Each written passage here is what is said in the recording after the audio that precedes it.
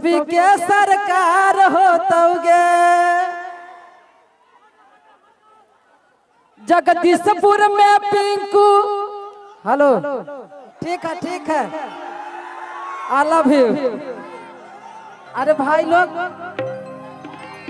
करियाठा के इतना प्यार आप सब देते हैं ना। हेलो, कि लालू जादो डर लौना तेजस्वी न डरतोगे। अयो बरी ललटे नमा घरे घरे जरतोगे। लेकिन अब एगो नया गाना आलबो है, नौकरी के भर्ती निकल जाता आ देह पर वर्दी चढ़ जाता।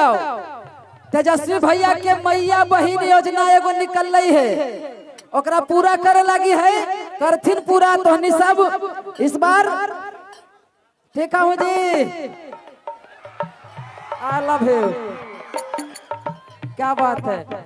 आरा जिला, हम शुरू में जब पहला गाना गाए थे तो गाए थे अपना अरवल जिला आरा जिला कि आरा जिला पढ़ली गेरानिया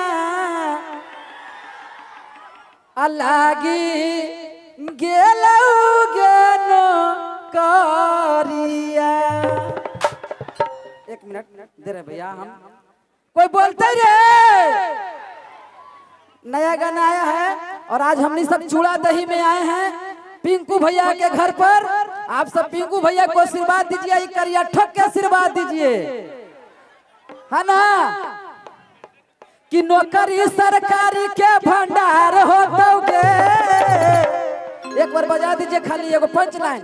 हम चाहेंगे कि आप सब ठंडा के दिन में एक बार ताली बजा के हमको आशीर्वाद दे दीजिए कि नौकरी सरकारी के भंडार होतोगे।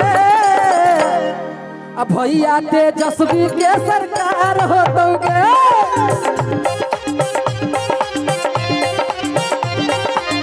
हेलो, एक मिनट। हेलो।